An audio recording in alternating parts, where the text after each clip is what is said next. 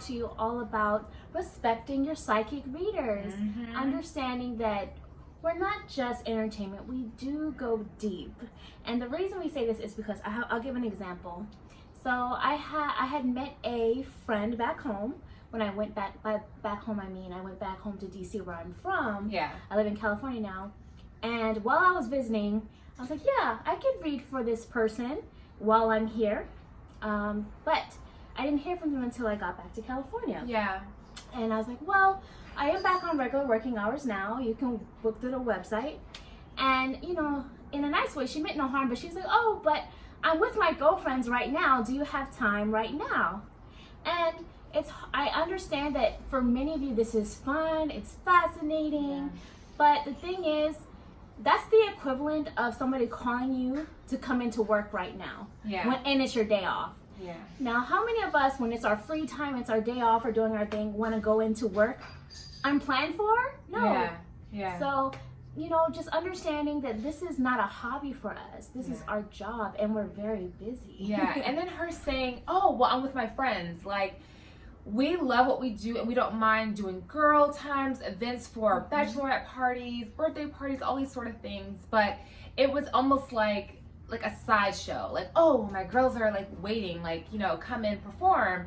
And that's not how we work. So we really care about what personal information is divulged, because a lot comes up in our session that we see it goes deep, and we don't want to just be put on show in front of friends without any like prep work or anything, because if I don't have acknowledgement from you that you don't want certain things said in front of your friends, I'm going to give it to you raw.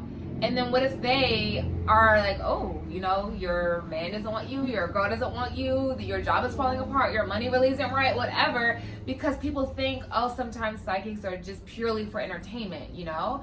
And I know our society likes to put us at events or at carnivals, and you have the fortune tellers, but we just want to make a distinction that not all psychics are the same, and we really cherish that intimacy value and that personal just time with one another, connecting in a very genuine way. We want those clients who want to do the work, who don't just want to do it to show their friend, like, see what you can do, or, you know, like, make light of a matter. We want you to want these answers to your questions because you want your life to change, because you want to understand how to release some blockages, how to go through healing. And it's a very deep session that we want to share with you. It's not purely like laughs and jokes and entertainment, but a heavier type of healing that we assist you with. Yeah.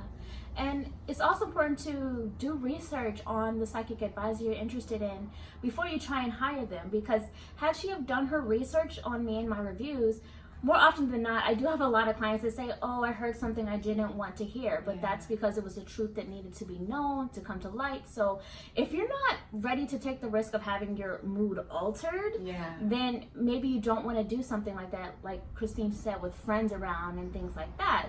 You know, it's not always bad news, I'm not saying that, but that does come up often. So you just kind of have to be prepared. And so, you know, doing your research on the kind of readings that different psychics do, it's going to be really important before you just book somebody out of nowhere.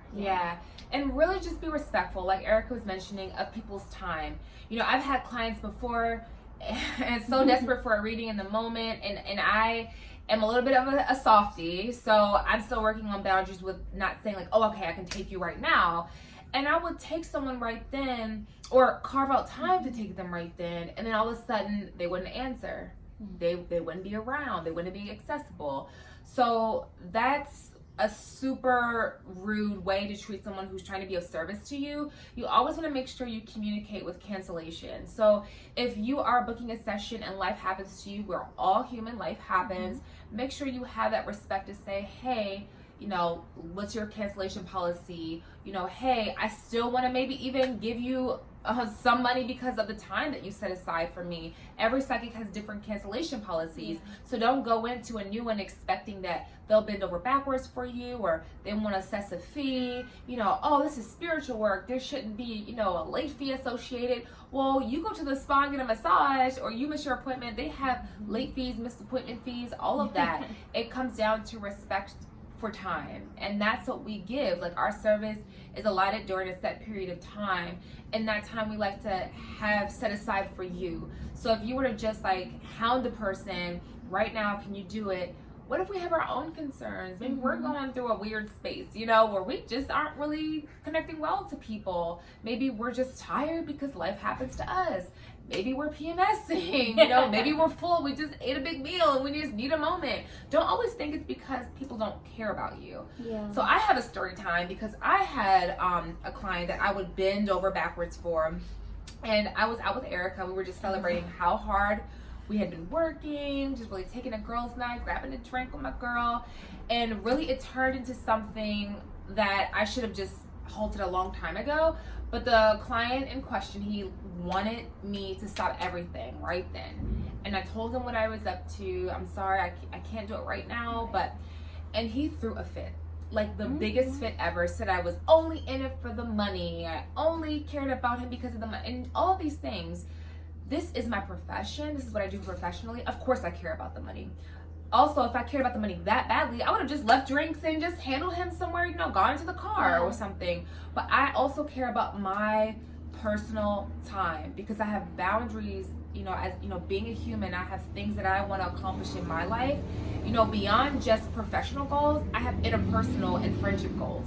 So just remember, it's not always personal to you when a psychic can't meet your needs or your schedule. Let's just be a little bit gentler with the people that provide great services to us. And this goes from our industry and other industries as well. Yeah, because we are people too, you guys. You do have to remember this. Yeah. Like Christine said, we go through stuff too. There's been plenty of times where my life is crumbling and everybody wants me to just stop for a moment to help them with their life. I can't be of great service to you if I'm not at my best self. So you have to understand that sometimes we are closed for our own spiritual maintenance. Yeah, exactly. And the other important part, like his anxious energy, and this happens all the time, no psychic reading out there is going to change the situation right that second. Yeah. You know, Abraham Hicks, we listen to her all the time, as you guys know. But she's always talking about how, like, you want us to tell you guys the ultimate outcome of something so you feel better right now. But even if we did, then you got to still wait for it. Yeah. And so your anxious energy is still going to be there. So just calm down. If eventually you're going to find out the answer one way or another, whether it comes from us or whether it comes from you just living life and letting time happen, all will be revealed. But the anxious energy is not going to solve your problems in that moment. So sometimes it actually is even better to wait to receive a reading when you have calmed down, so that you can actually receive what we're saying. You know, because if it's bad news, you're just going to spiral and then maybe try to go to other psychics and just trying to get something good so you feel better. But if it's good news, well, guess what? You might feel better for the moment, but then when you sit by yourself, then you start overthinking again. So just relax a little bit. Relax and don't take things so personally. I had a client the other day because we're on a platform called Purple Ocean as well, and we have different policies. Every psychic on there has different policies, and you know, I have a policy for a style of reading that I give that's 3 minutes, that I can only answer 2 questions. And I have multiple clients try to ask a bunch of questions, they ignore my directions. Don't take offense to your psychic reader's policy. And I say that because you chose them, which is a beautiful, empowering decision that you made. To shame a psychic that has a policy in place to say, well, why is that your rule? Or other psychics let me do this, or battle them, it leaves such a sour taste. And then you expect us to give you this reading full of happy news on top of it. So I've learned to turn down business because it's really not in my highest good to connect with those who are so adamant about being right, or adamant about making me feel small, but then expecting me to make them feel better, you know? So I've just learned to also kind of put healthy like bubble around me when I'm doing readings, and I encourage clients to do this as well when you sit in a psychic's presence as well. But just to protect who you are, because we deal with so many people with so many heavy concerns, and we care about you all. But you know, when I do have occasionally that psychic, or that client rather, who may be crying in front of me, if I'm not crying with you, that does not mean I don't care. It just means I'm holding space for you, okay? If you're saying, fuck him, fuck her, you're going on a rampage of rage, I can't join you for that. Because one of us has to be the balanced party in the situation. I've had clients who eventually understood this about me, but didn't like it in the beginning, and then came back after, not understand why I wasn't getting riled up with them, or why I wasn't necessarily just coddling them and hugging them, because I have to hold the space. So if I go to where you go vibrationally, which is pretty deep, and it makes sense where you are, I won't be able to see the messages clearly, to hear anything for you clearly. I won't be able to channel in your highest good. So just understand that we have to be respected, like our process, whether it's our policies, whether it's the style of reading. If you don't prefer it, you've had that experience, have it in respect, and then just don't book them again. But it is really disheartening with Erika and I. We've had so many clients who will throw those fits, but then try to come back later, and it makes for an awkward situation because we don't want to recreate that, so we'll deny the reading. So just some tips on how to respect space for those who really want to be there for you. Just try to calm, like you say, you can be emotional, but try to calm down, take some breaths. It's okay. Everything is temporary. Even the deepest circumstance that we're going through, that you're coming to us about, it will pass. But let's breathe, and let's get the mind clear and the space clear so you can hear the messages. Okay? And the last point I will make is when it comes to reviewing your psychics, and let's just say you're one of those clients that has had lots of readings from different psychics.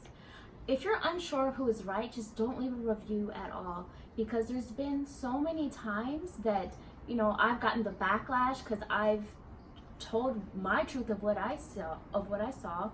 Wasn't necessarily the best news at the moment, but then they always come back later after having bashed me. Oh, you were right, can you please just read for me? Everybody else was wrong, they were just saying what I wanted to hear, but now you're just so hot-headed to me in my mind that I don't feel comfortable reading for you anymore. So if you're uncertain of who's right, don't leave a review. Let it play out. That way, if you want to try people again later, having had one reading and now you've had a second, you have more information and more experience to go off of and leave an accurate review. Exactly. I would super say that. Don't use reviews as retaliation, okay? We didn't cheat on you. We didn't fire you. We didn't, abandon you. We didn't do those things. And I know we're in human spaces. When we're in that cloud of feeling, we may react. We are very reactionary. We can be very reactionary. But it makes for a space that is just so heavy, and it's not beneficial to either party. So you may feel good temporarily by retaliating. She doesn't know what she's talking about, he loves me, but in your heart he has not respected you for ages. That's why you're here. He's told you I don't want you, but then you'll even review, she doesn't even know her, or she doesn't even know him, so I don't know what she was saying. It didn't even sound anything like him. That element of denial saddens me, because later on when you find through the grapevine that yes, they broke up, yes, everything came to pass, just take a step back for a second and just process. Okay, you know what? It hurts to hear it. Maybe I just don't leave a review at all. But don't use that as your retaliation ground, because karma is a true thing. And putting false advertisement out there about somebody who really took time to gently say things, is everything that we say, whether it's the happiest news or the crappiest news, I sound balanced either way, because it's the human experience, and you can be up one minute and down the next, but it's about not being impulsive or hot-headed. And we're not here to say, we're grudge holders, so you left a negative review and we didn't like that, so we're not going to read for you again. It's about for us acknowledging that channeling information and sharing energy, you have to be very particular about who you want to do that with, right?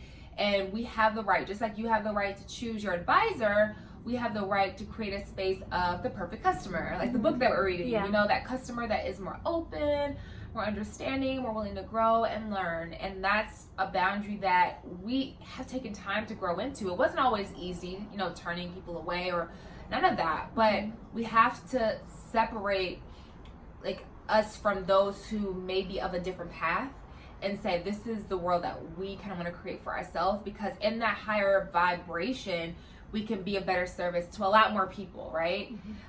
Because I have had a situation before where I broke that rule, and I like read for a person who left me a negative but came back and she said, "You were right." Then I had also bad news to say because she was still dealing with the same guy and she left another negative. And it's like, why did I do that to myself? Yeah. So just learning from those lessons, that's how you evolve and become someone who puts you first. Yeah. And we want you guys to put yourselves first, and we definitely want, you know, us to do the same so our brand can continue to thrive. Yeah. And it comes down to respect and appreciation. Appreciation has come to be one of our favorite words when it comes to the people we work with, to appreciate and respect our time. We get no benefit at all out of giving you bad news. It sucks. We don't want to do that. So if we're saying it, it's in your highest good, and it's to help you get to a better outcome if you actually pay attention to the advice we're giving. Because when we get bad news, one, we know we're hurting your feelings, not that we want to, and then, you know, we do risk getting a negative review and things like that, and we get no benefit out of it. Really think about it. Why would we do that? For fun or whatever twisted reasons some people may think out there. So respect that we also take time out of our day. It's more than just what you see on camera. We have to meditate. We have to make sure we're in the right space and our channels are open to receive messages from source before we even start the reading. So the reading process, for me, I don't know about you, but for me, at least takes maybe 10 minutes before jumping on camera and starting the reading, just to prep for it. So it's time consuming as well. So just, again, respect and appreciation is key to getting the best out of your reading. Exactly. All right, guys, we just had to give it to you raw. Let us know that what we've been observing, and we realized that there aren't many conversations like this, right? Like how to treat your psychics or how to respect your psychics. But we are moving in this age where people are going to be seeking out spiritual counsel that much more. So it's imperative to kind of lay that groundwork now and say, you know, the more open I am, the more receptive I am, the more my life just grows. And that's what we want, whether it's with us, with customer service elsewhere, with friends, with family, just being in that open space to kind of take what's been given and then to just process without reacting, you know? And even like when we give you good news, we don't want you to come to us thinking that we're the source of creating the good news for you and you're clinging on to us for every reading. Okay, well, what's next? What's next? We never want to be a crutch for any of you. We want to show you that we care so much that we're willing to just kind of give you so much of ourselves. So we want to feel in return that sense of you get the process. It's not just entertainment value, it's really a human connection that gives us so much joy. So we just wanted to share that with you today. Bye, guys. Bye, Vibers.